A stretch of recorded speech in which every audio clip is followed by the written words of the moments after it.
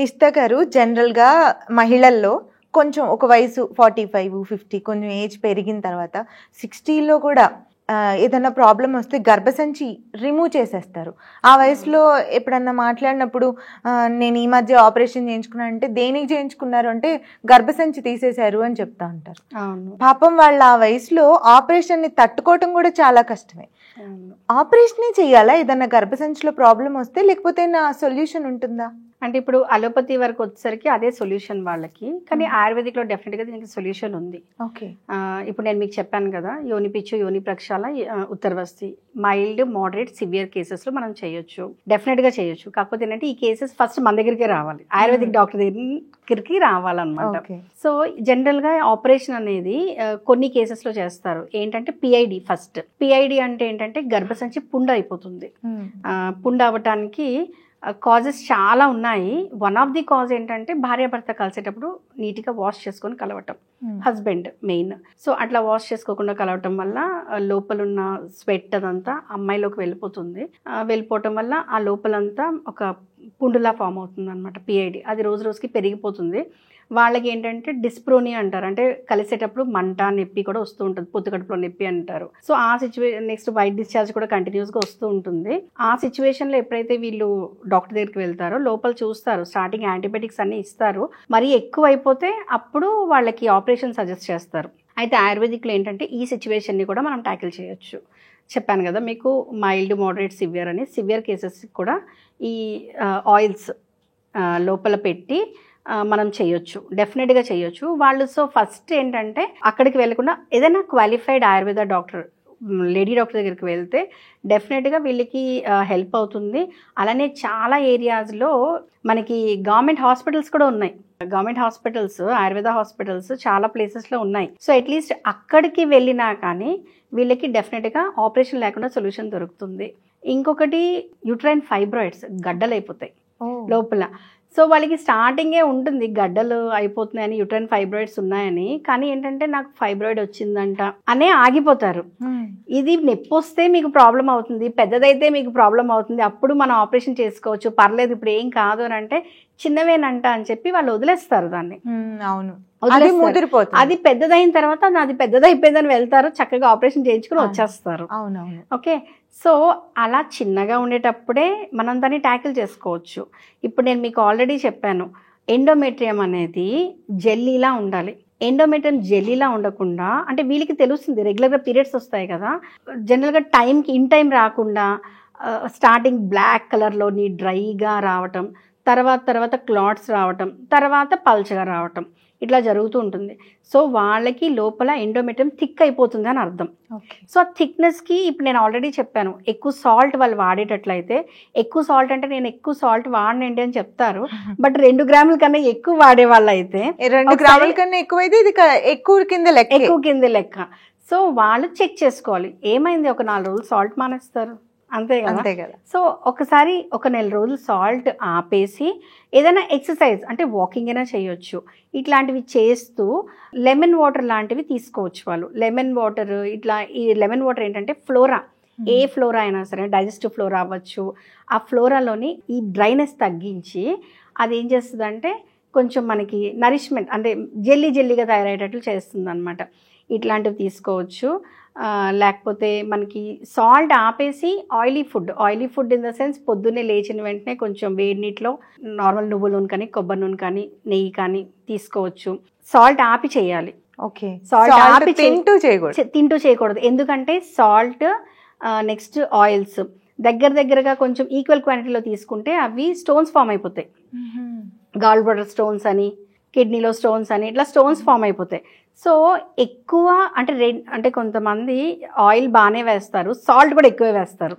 So అట్లా తీసుకునేటప్పుడు gall bladder లో స్టోన్స్ ఫామ్ అయిపోతాయి. అబ్బా, మీరు చెప్పింది వినే వరకునేమో ఏ భయాలు లేవు, చెప్పింది వినే వరకు అవగాహన ఉండకపోవడం వల్ల అబ్బా హాయిగా వండుకోవడం తినడం అయిపోతుంది, వింటే భయం అనిపిస్తుంది. అవును, అంటే సాల్ట్ ఆపితే సరిపోతుంది. అంటే జనరల్గా అలోపతి డాక్టర్స్ సాల్ట్, ఆయిల్స్ కలిపి స్టోన్స్ ఫామ్ అవుతాయి కనుక వాళ్ళు ఆయిల్ ఆపమంటారు. జనరల్గా ఆయిల్ తీసుకోవాలి, ఆయిల్ తీసుకోవాలి, బాడీలో ప్రతి సెల్ కి ఆయిల్ కావాలి, కానీ సాల్ట్ ఆపాలి. సాల్ట్ ఆపాలి. అందుకనే ఆయుర్వేదాలో పంచకర్మ థెరపీస్ అంటాము. పంచకర్మ థెరపీస్ అంటే నెయ్యి తాగించడమే. నెయ్యి తాగించి మసాజ్ స్టీమ్ చేసి డిటాక్స్ చేస్తాం అనమాట. సో ఈ టైంలో మేము సాల్టే ఆపుతాం. సాల్ట్ ఆపుతాం, ఫుడ్ ఇంటేక్ ఆపుతాము, అన్ని ఆపి ఆయిలింగ్ చేస్తాం. లోపల బాడీ అంతా ఆయిలింగ్ చేసేటప్పుడు ఈ డ్రైనెస్ అంతా బయటకు వచ్చేస్తుంది. తర్వాత రెజ్యునేషన్ అంటే ఇదంతా మళ్ళీ మ్యూకస్, ఇంతకు ముందు చెప్పాను కదా స్లైమీగా తయారవ్వాలి అంటే మళ్ళీ రెజ్యునేషన్ అంటారు.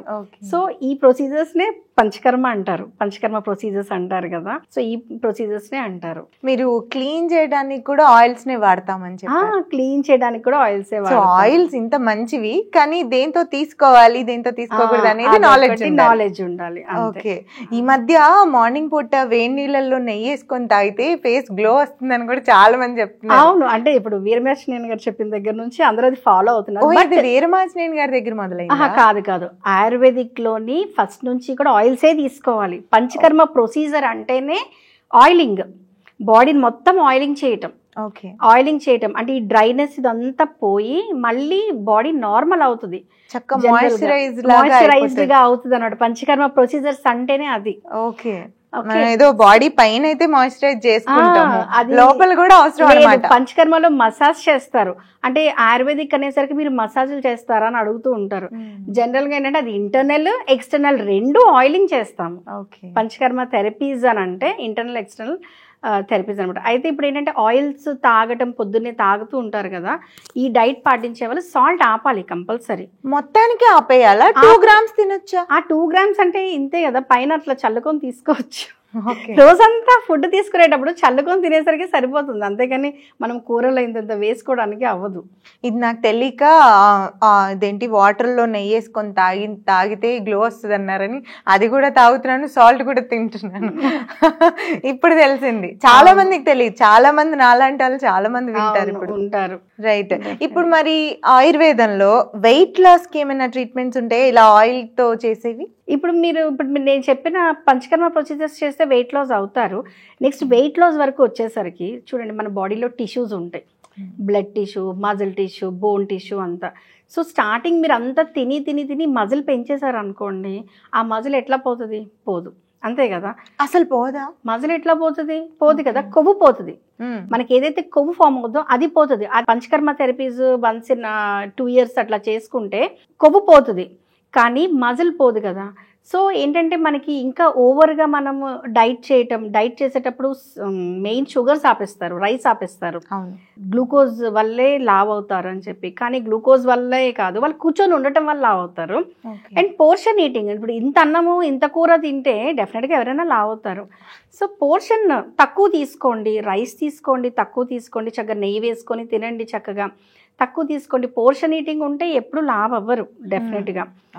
కానీ ఏంటంటే మనం పోర్షన్ ఈటింగ్ ప్లస్ కూర్చొనే ఉండే, ఇప్పుడు లైఫ్ స్టైల్ అంతా చేంజ్ అయిపోయింది కదా, అంతా సెడెంటరీ లైఫ్ స్టైల్. సో అంత సెడెంటరీ లైఫ్ స్టైల్లో ఉండేటప్పుడు కూర్చొనే తింటే డెఫినెట్గా అదంతా కొవ్వు కింద మారిపోతుంది.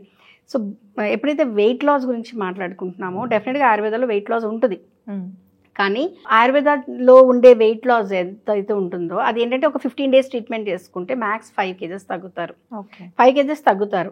అట్ ద సేమ్ టైం మీకు బ్లడ్ అంటే హెచ్బి తగ్గిపోవడం కానీ, జుట్టు ఊడిపోవడం కానీ ఇట్లాంటి సమస్యలు ఉండవు. మెయిన్ ఉండవు. జనరల్గా వెయిట్ రిడక్షన్లో ఉండే వాళ్ళకి వెయిట్ లాస్ ఉంటుంది. ఎందుకంటే అంటే అస్సలు రైస్ తినకుండా, న్యూట్రియంట్స్ బాడీకి కావాల్సిన న్యూట్రియంట్స్ అందకుండా ఓన్లీ ఫ్రూట్స్ అనో డ్రై ఫ్రూట్స్తోనో బతికేటప్పుడు డెఫినెట్గా వెయిట్ లాస్ ఉంటుంది. దాంతోపాటు బ్లడ్ తగ్గిపోద్ది, బోన్ టిష్యూ తగ్గిపోద్ది, ఇవన్నీ మజిల్ టిష్యూస్ అన్నీ తగ్గుతాయి.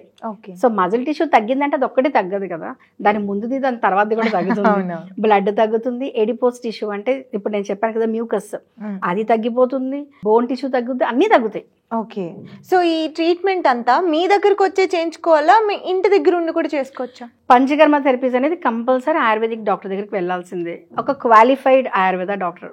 Qualified Ayurveda doctor is different. BAMS చేసిన వాళ్ళు ఒక పంచకర్మ సెంటర్ పెట్టి ఉంటారు కదా, వాళ్ళు క్వాలిఫైడ్ ఆయుర్వేద డాక్టర్స్. వాళ్ళ దగ్గరికి వెళ్తే డెఫినెట్గా ఈ పంచకర్మ ప్రొసీజర్స్ అన్నీ వాళ్ళు చేస్తారు. సూపర్. సో చూసారు కదండి, వెయిట్ లాస్ కోసం కూడా లైఫ్ స్టైల్ చేంజ్ చేసుకుంటే సరిపోతుందని చెప్తున్నారు. కాకపోతే కొన్ని ట్రీట్మెంట్స్ ఉంటాయంట, దానివల్ల హెల్త్ వస్తుంది, వెయిట్ లాస్ అవుతుంది. సో మీ దగ్గరలో ఉన్న ఆయుర్వేదం డాక్టర్ని కన్సల్ట్ చేయండి, క్వాలిఫైడ్ డాక్టర్ మెన్షన్ చేశారు మ్యామ్. ఓకే.